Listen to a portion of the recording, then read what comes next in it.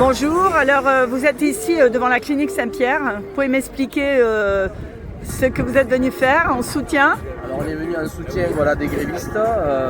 Je représente la Fédération Santé Action Sociale sur le département. Nous représentons la Fédération Santé Action Sociale sur le département.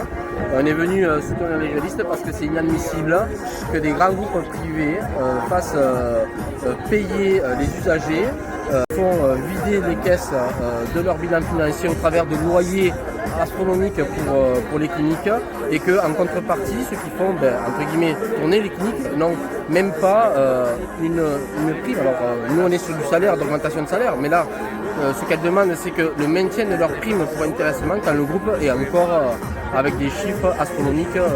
Est-ce que ça veut dire que c'est aussi le régime du privé qui est remis en cause?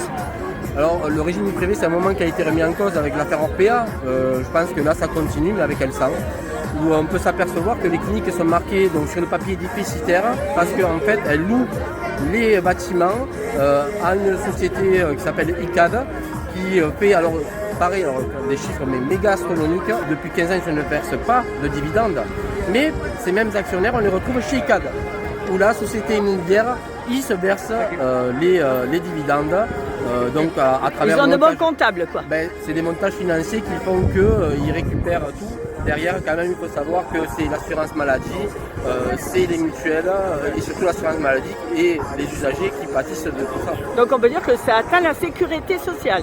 Ah, mais de toute façon, le système privé n'est là que pour siphonner les caisses et creuser encore plus les caisses de la sécurité sociale pour aller sur du tout privé, ceux qui voudraient, puisqu'ils ont même des branches de mutualistes pour les mutuelles. On voit les mêmes, comme pas si loin, il y a une clinique qui s'appelle du groupe Aesio Santé qui a sa propre mutuelle. Donc en fait, ils veulent siphonner complètement la sécurité sociale pour qu'on passe sur du 100% mutuel et pas du 100% sécu comme nous on veut la CGT, et sur un modèle américain, capitaliste à 100%. D'accord. Est-ce que vous pensez que ce mouvement est assez exemplaire, parce que ça fait quand même 15 jours qu'ils sont en grève?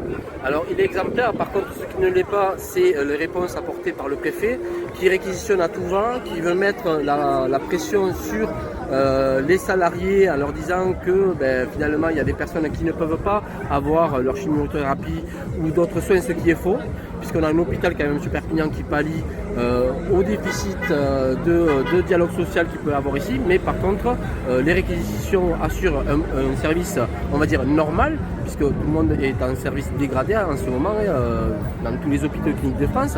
Donc là les réquisitions font couvrir un service dégradé classique, donc avec des chimios qui se font, alors certes peut-être moins rapides du fait du mouvement, mais qui se font quand même. D'accord. Écoutez, je vous remercie et on va leur souhaiter bon courage et puis de réussir. Et bien sûr, et bonne lutte, de toute façon c'est en luttant qu'on gagne.